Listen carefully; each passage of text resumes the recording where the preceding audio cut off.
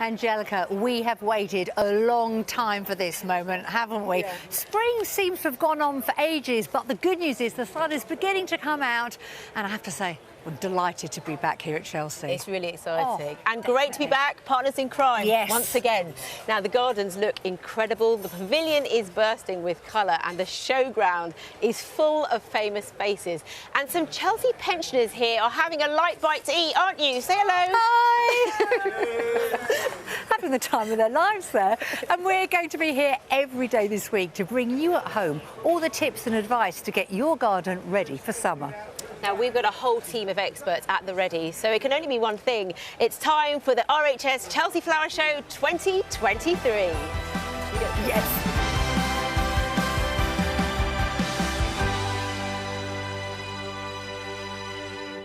It's fabulous to be back, and if this garden is anything to go by, we're in for a treat this year, Nikki. This is the Savills garden. It's so good. It is incredible. Mark Gregory says it took him 3 years to prepare for Chelsea this year, and you can see why, can't you? I mean, you love your cooking. How's that for a kitchen? That's my dream. From pot to plate. I love that. And these trees are stunning hornbeams. You've got them in your garden, haven't you? I have. They're so wonderful because they give you privacy, but they also encourage the wildlife.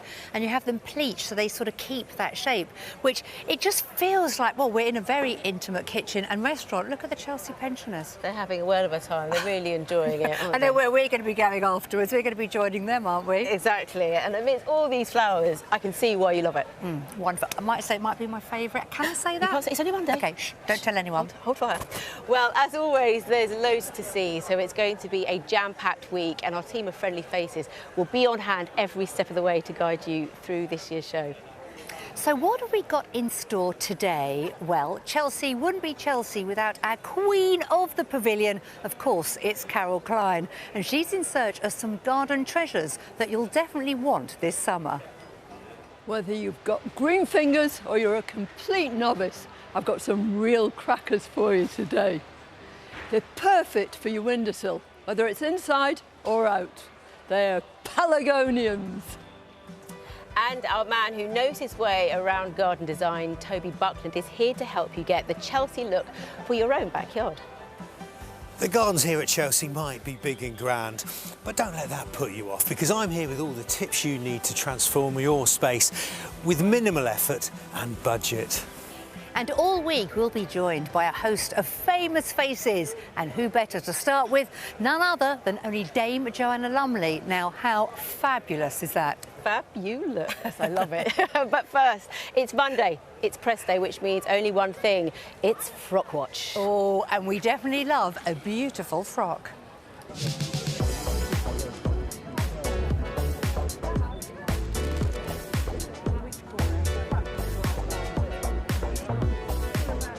It's fabulous being at Chelsea. I love the vibrancy, the variety and the kaleidoscope of colour. I've come here today to see some phenomenal gardens.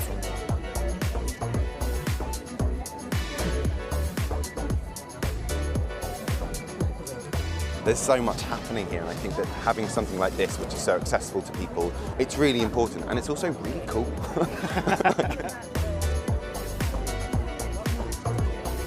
I'm getting a sense of empathy. Do you know what I mean? This year I'm getting a sense of empathy for others.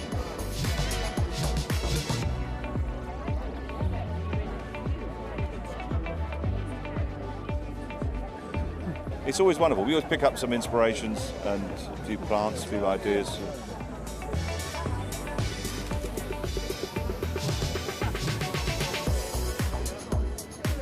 I mean, it's like the best day of the year for me. I love it. I haven't left last year.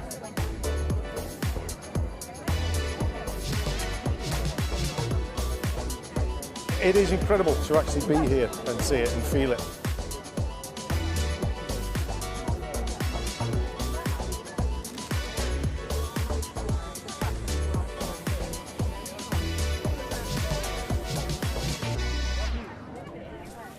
Chelsea is absolutely enormous. The whole site is as big as 8 football fields, and it's taken 8,000 people to create the event. The showground is stuffed full with thousands of plants, some from far-flung corners of the earth. Rachel de Tame is on a whistle-stop tour to soak it all up and share it with you.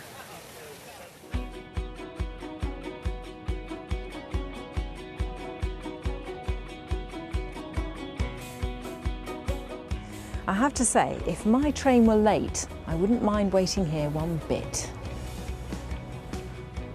We're off on a journey around the world, starting here on the platform garden.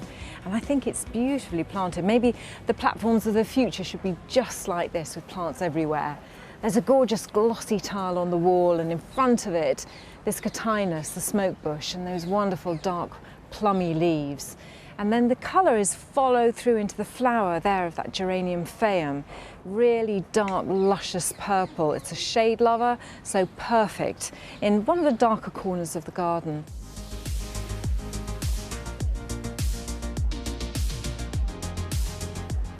I feel a bit like I'm plant hunting in this garden, which is called A Letter from a Million Years Past. And it's an evocation of the Jiri Mountains in South Korea. And it's filled with really wonderful plants. A lot of them are natives to that area. We've got things like the Thalictrum, beautiful, soft, mauve, fluffy flowers. And there's also Japanese Szechuan pepper, which also grows in this area. I think it's very special. It's transported me right across the world.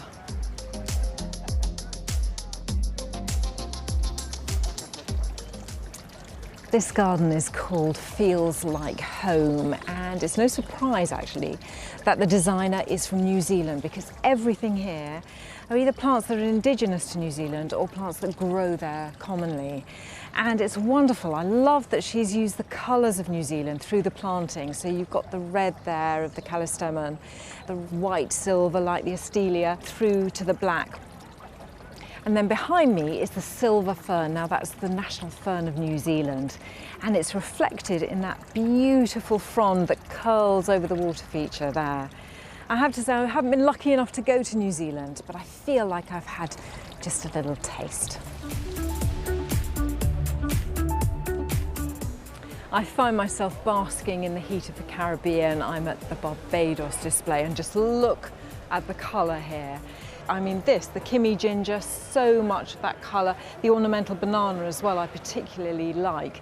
But the heliconia sexy pink, I think, takes the cake. And it reminds me of flamingos trying to climb a ladder. It's just extraordinary. The whole display is just filled with sunshine.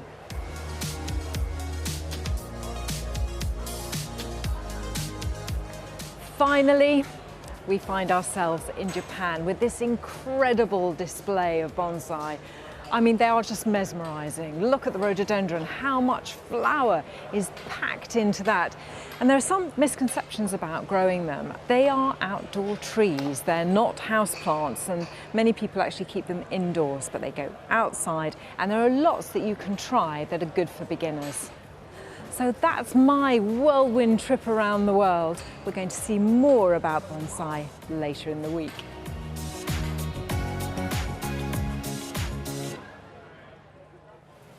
Thank you, Rachel, and safe travels. Now, this garden is something you'll all be familiar with. It's very much rooted in the heart of the great British countryside, with a look that inspires many of our gardens at home. Now, it's the Boodles Garden, and Tom Hoblin is the designer. It's lovely to see you again. Thank you, thank you. Now, is it true that this is going to be your final garden for Chelsea? Well, I've done 10. This is my 10th one, and I do need a break, but I'll never say never again. No, because we love you here. And I love being here. So I think you'll be back. But this is your third garden for Boodles, your third and final one. Yes, it is, yeah. So tell us a bit about how you're celebrating British craftsmanship. I mean, obviously that was the brief that was given to me, and when I started researching the idea, I realised, you know, we have this fantastic heritage of British craftsmanship. Yeah. So I sort of set myself a goal to use the very best artists and artisans and craftspeople that I could possibly find. So, for example, we've got this fantastic arbour made by Chris Cox, and we kind of really worked well together. We really you have a connection. It was great, and we were sort of sketching all these ideas about how we were going to capture a woodland feel as an arbour, because we sort of needed a building to be able to sort of show off more craftsmanship. So, for example, we got this fantastic bench made by Rachel Chudley, and it's using offcuts from the furniture industry. So we've got quite a good sustainable approach.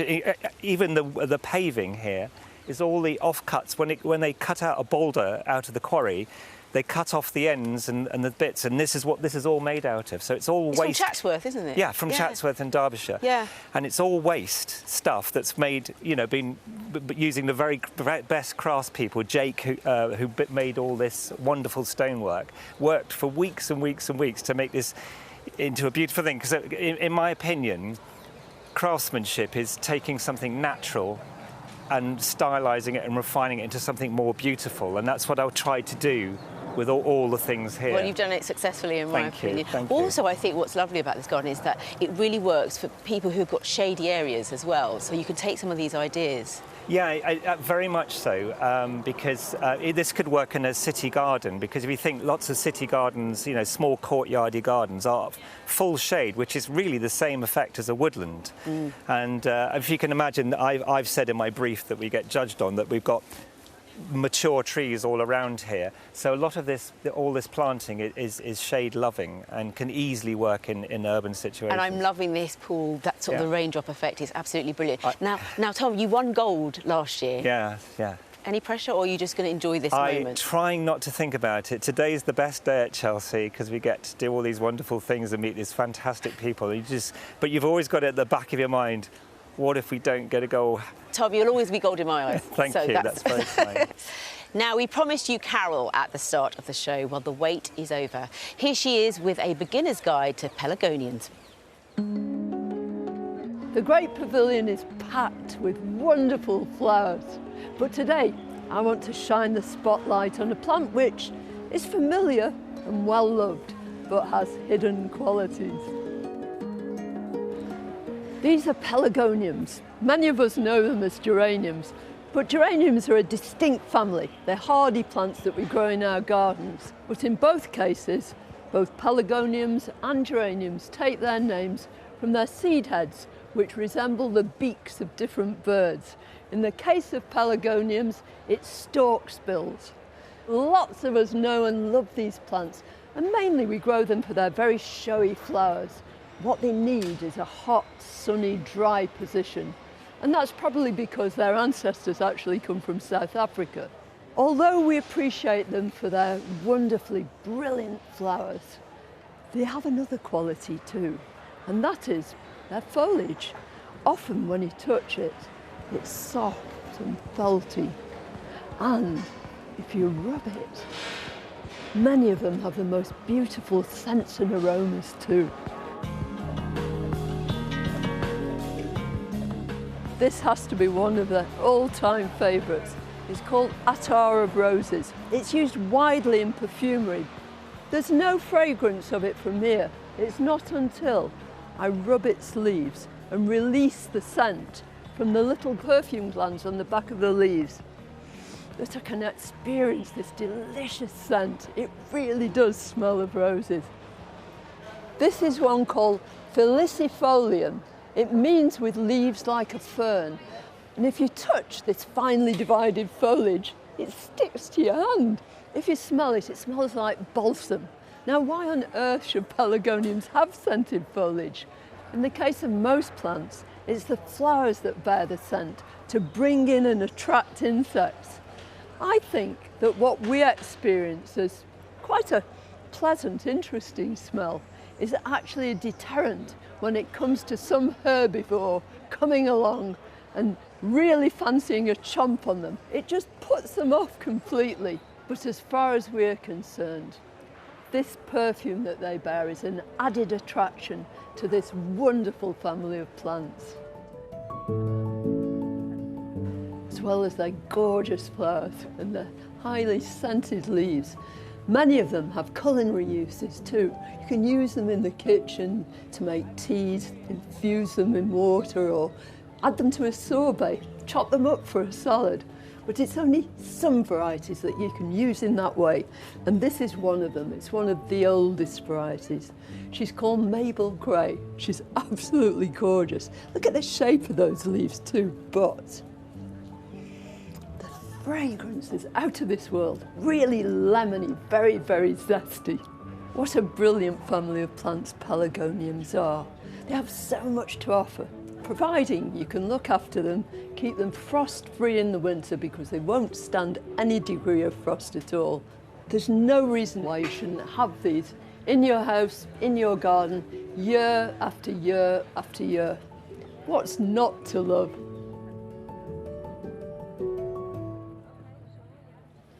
Press Day is always such an exciting day with famous faces all over the showground, and I'm very delighted to be joined today by actress, presenter and Chelsea regular Dame Joanna Lumley. So welcome to Chelsea. Thank you so much. And this is a huge day for you because you come nearly every year, don't you? I literally chisel it in. The only time I don't come is when I'm actually filming abroad. Otherwise I always say it's a day I've got to be not available for work because I've got to come to Chelsea. And we're so lucky to come on a Monday. We're so lucky to come. I mean, that sounds awful because people will be coming during the week and the excitement. And I've got to say the beauty of the gardens, I've been asking people, will this last the week?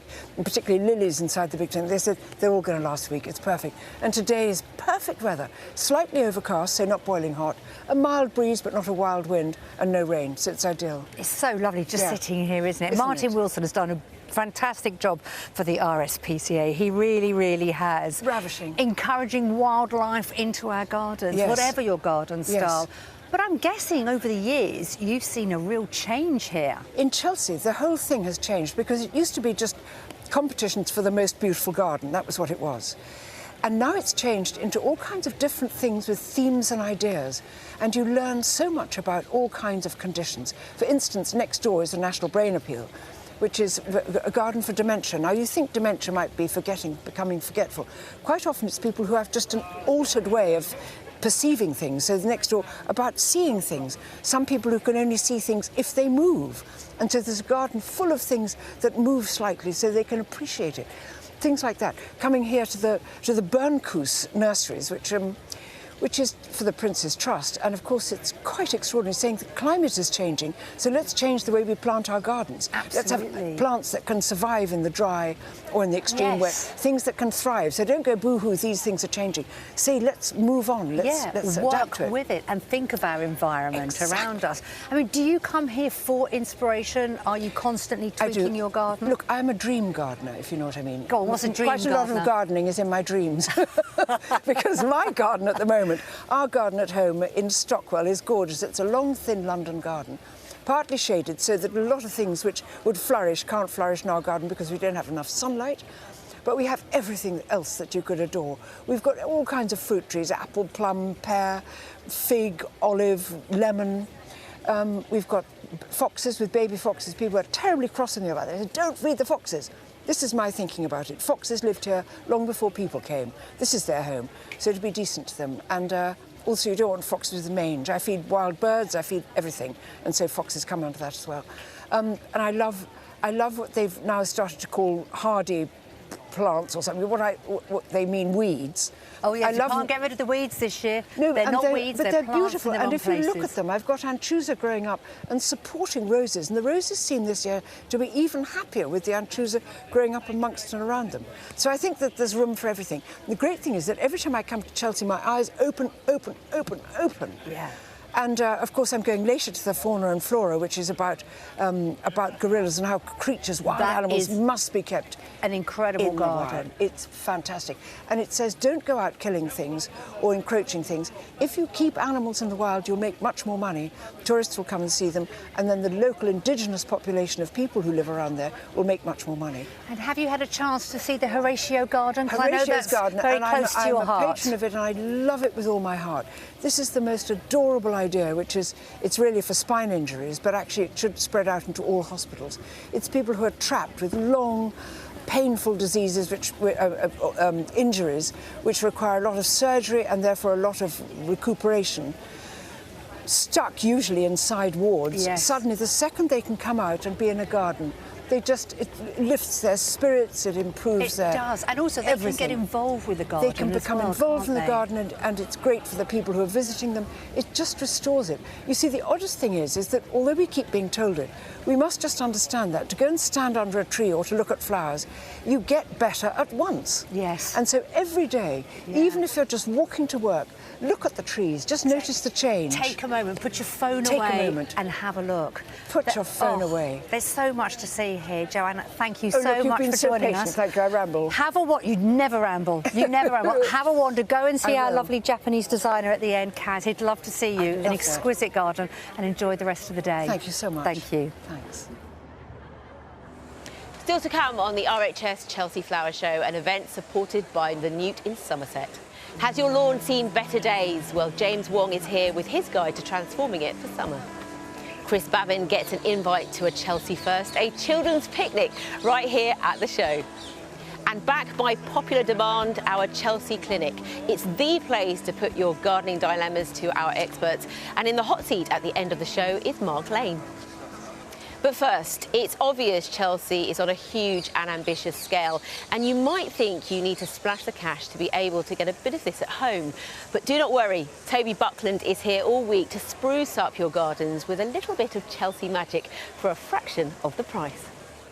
And a Roman theatre. You can get loads of people sat across from each other down here, sitting comfortably, and best of all, your garden wouldn't be cluttered with furniture. If you have an outdoor sofa and seat that's just out on its open in the sunshine, there's something about it that's a bit off-putting. Wrap it round with greenery, with cow parsley, aquiledias and shrubs. Well, you create an outdoor room with green walls. Yeah, quite literally, a living room.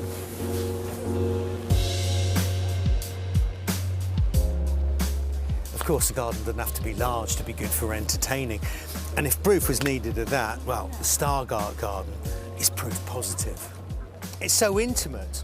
And the reason for that, and it's such a simple thing to copy, is the planting. Again, it's cow parsley, there's astrantia, tall plants already, but plants now raised up in containers to make them even higher and create this outdoor room effect.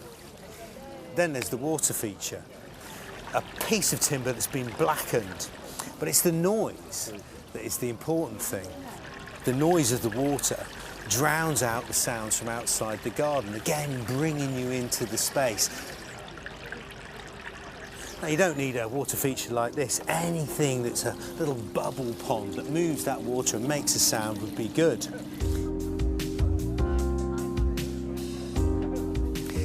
If you're after some tips for al fresco entertainment, the place to come is the London Square Community Garden.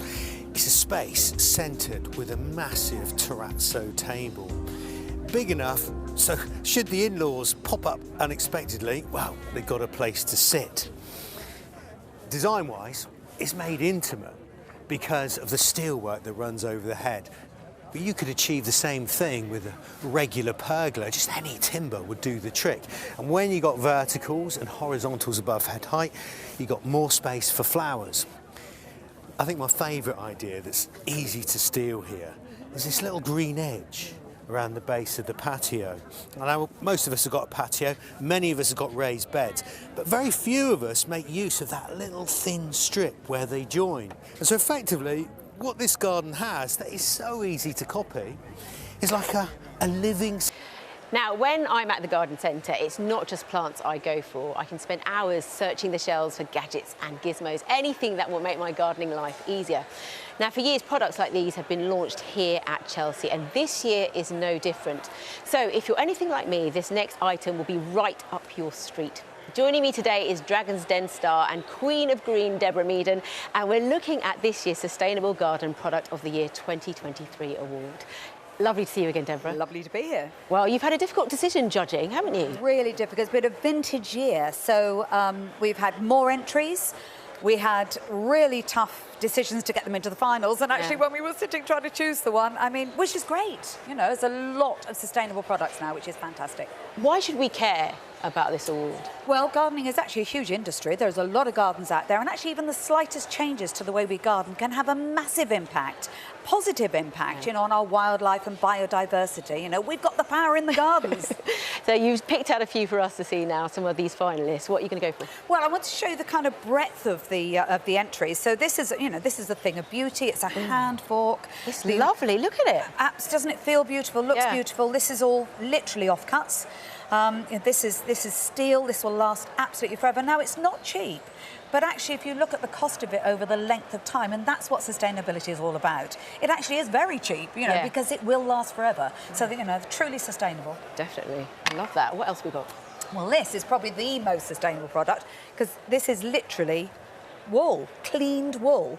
And you can use it for lining your hanging baskets. It's hugely water retentive. So lining hanging baskets, putting in the troughs if you're planting carrots, potatoes, whatever, particularly in times of drought. And it is literally sheep's wool, clean sheep's wool.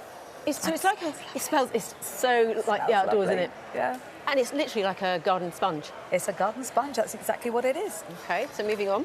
And this is exciting because we've all got hoses. There are enough hoses in the world to go 3.5 times round the earth. That is a lot of plastic. They're all plastic at the moment. This is the first one that is 60% recycled plastic, and the bit that makes it flexible is actually rubber, which is a natural product. So this is really, you know, this is game-changing. Yeah. And we don't think about our hoses. We use what we've used forever and a day. Well, exactly, and I think a lot of people will be interested in this one.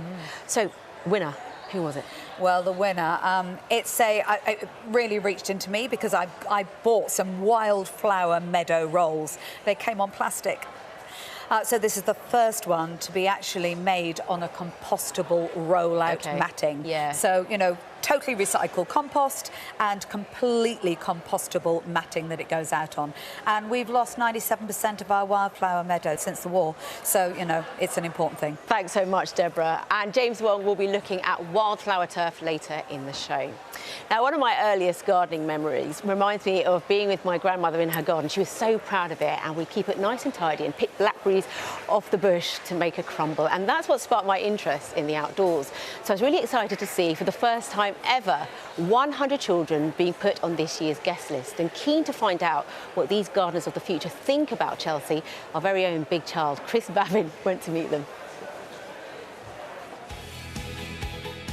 Children don't normally play a role here at Chelsea, but this year, for the first time in the show's history, the RHS have invited 100 local school children to come and enjoy this marvellous day.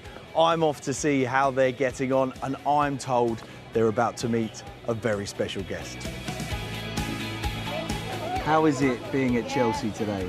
One of the most exciting things I've ever done in my entire life. Is it really? So you met the Princess of Wales. Yes. What did she say to you? What did you talk about? We spoke about how it's fascinating and like fun to see how like the food grows, like strawberries, and how it takes time. Heather, you're a teacher at one of the local primary schools. And do you think today's trip will help inspire the children to get more involved in gardening and horticulture? Absolutely, I do. Yes. Who's got a favourite flower? Me. Tell me. Rose. Oh, excellent. Daisy. Lovely. All of them. Yes, excellent. Well, I hope you and the children enjoy the rest of your day at Chelsea. And I'm going to go and have a look at the garden that's going to end up at your school. Amazing. Thank you. See you there. Thank you. Bye-bye. Bye. Harry, beautiful looking garden, and it's been designed with school children in mind. Can you tell me more about that? Absolutely. So we've been working with the charity School Food Matters, who are the sponsors on this garden. So we were kind of imagining ourselves, kind of thinking about those landscapes of maybe Alice in Wonderland, slightly wacky spaces, and the kids have that innate love of nature. So just create natural spaces for them to run around and really get immersed in. Can we have a closer look? Absolutely. Come on in. Wow. This is fabulous. Can you tell me more about this? So this is a round earth wall. The story behind this really is about food education. Obviously soil is such a hot topic and a really wonderful thing to bring into education for children. And this gives you a real good example, doesn't it, of how important it is. Plants make me feel calm and more like myself. I mean, That is the magnitude, that's the power of gardening, which maybe some school children don't have access to. Yeah, it's just important to be able to give them that opportunity. I think as soon as you bring school children outside, it just sparks their imagination, which this garden 100% does. You know, I absolutely love it.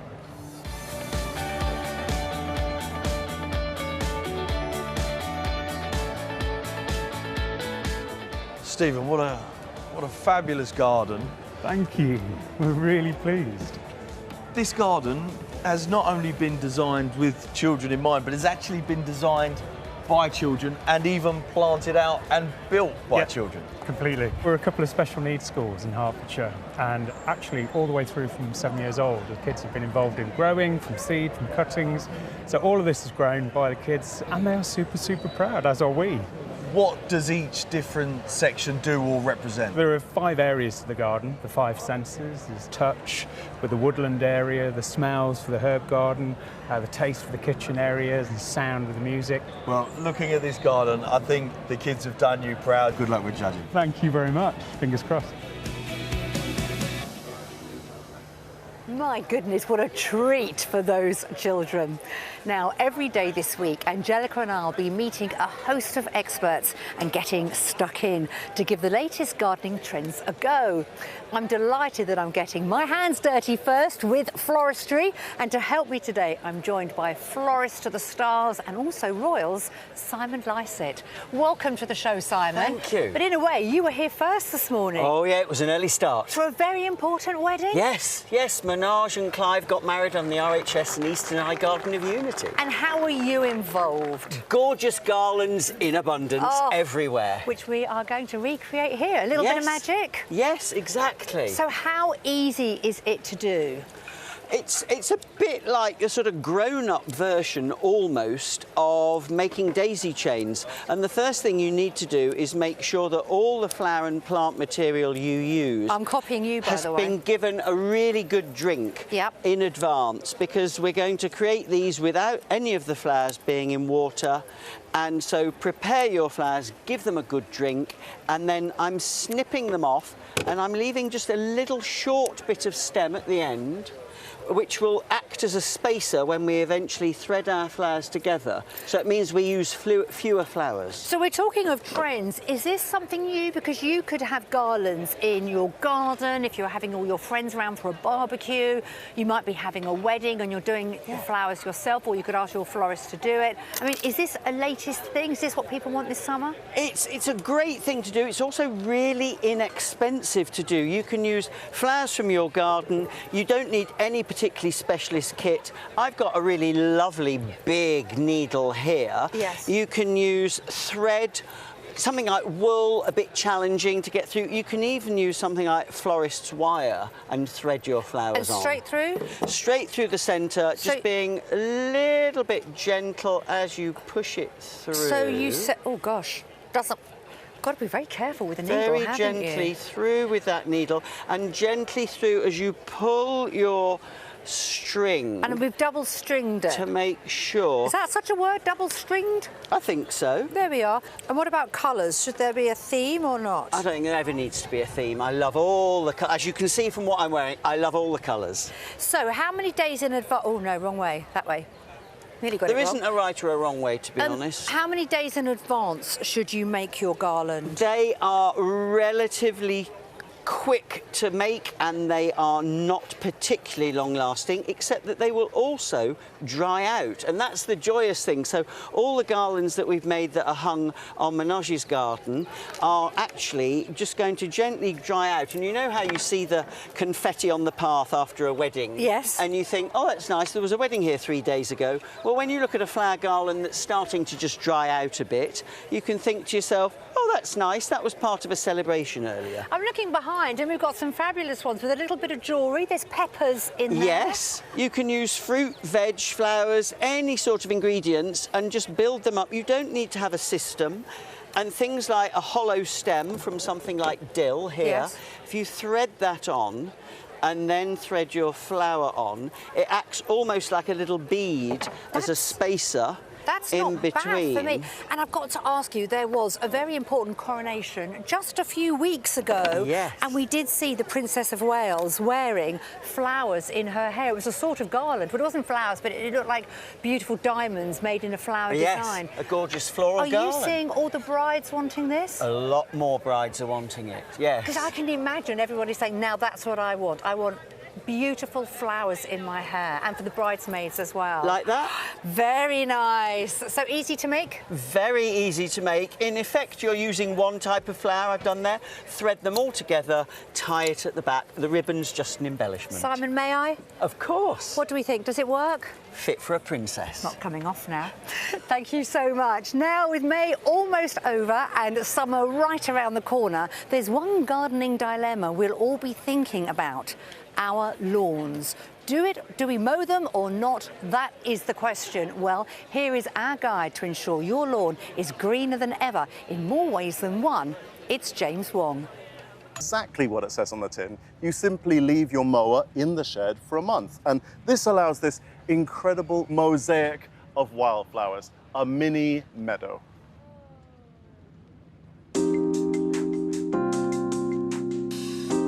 When I turned the corner here, I was just totally stopped in my tracks by this lawn. It felt like falling into a fairy tale. And this is lawn, even though there's over 20 different wildflowers dotted through it. You can see these oxeye daisies and red campion, and then just below it, I can see field poppies starting to pop up, clover, yarrow, buttercups, the full works. And the most amazing thing is, something like this is relatively easy to create. You can actually just buy them off the rack in big slabs and lay them out almost like carpet. But if you want a lower cost option, you can just convert a regular lawn into something like this with plug plants. So you take the lawn and you poke little holes in it and you shove baby plants into each of those holes, water them in, and you've essentially seeded native wildflowers into a conventional lawn.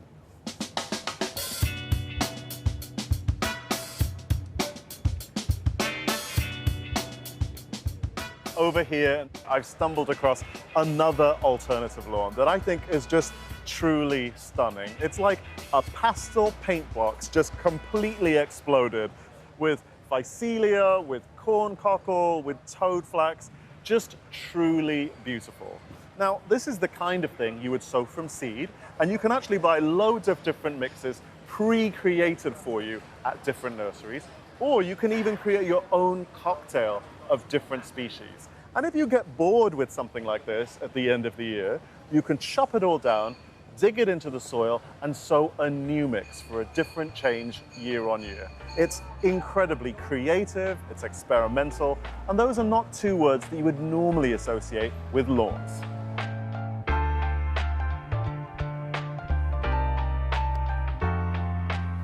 And the really wonderful thing is that horticulture is not like politics. You just don't have to pick a given side. Because although I might be team long and lush and natural, if you've got kids that want to play football, or if you want a nice green surface on which you can have a picnic, then regular lawns remain a really practical option. The key message is, whatever type of lawn you have, it's better than concrete.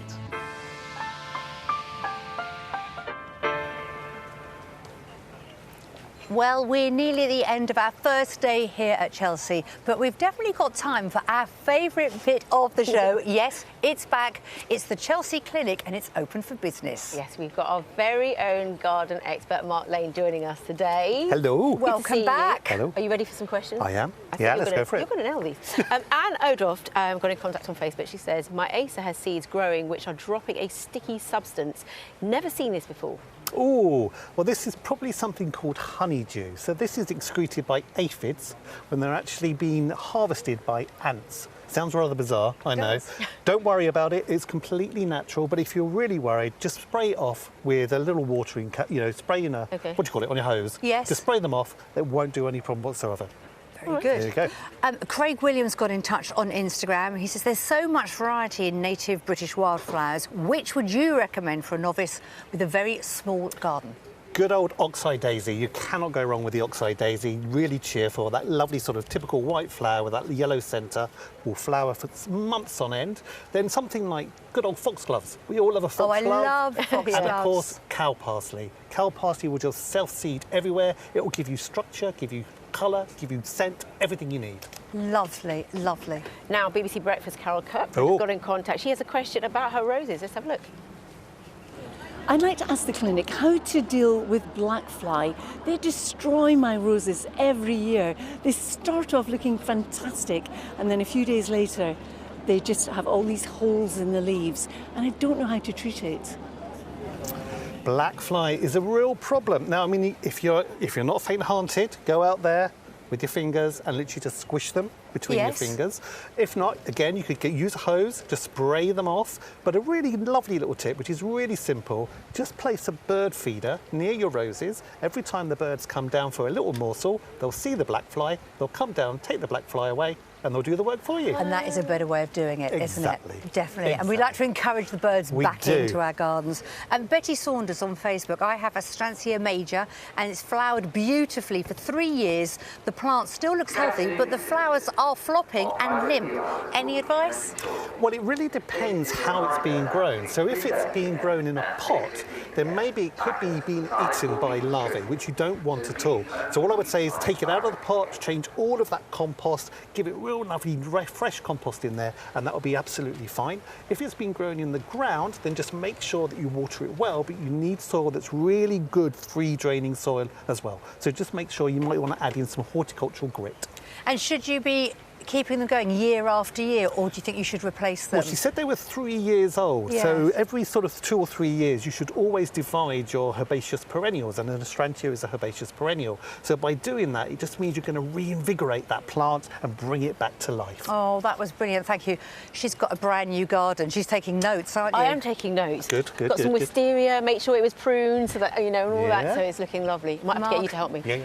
As ever, thank you very much. That's all we've got time for today. And right, that is it for us. That's right. And there's definitely a buzz on the showground because there's going to be a royal tour happening very soon, which is exciting. Oh, yes, we are so excited. And now make sure you tune in later today to see all of that and more with Monty and Joe on BBC Two at 7:30 p.m. And don't forget, we'll be back here on BBC One tomorrow at 3:45. Put it in your diary with all the news and excitement of Medals Day. We can't wait. We cannot wait. We'll see you then. See ya. Bye. Bye.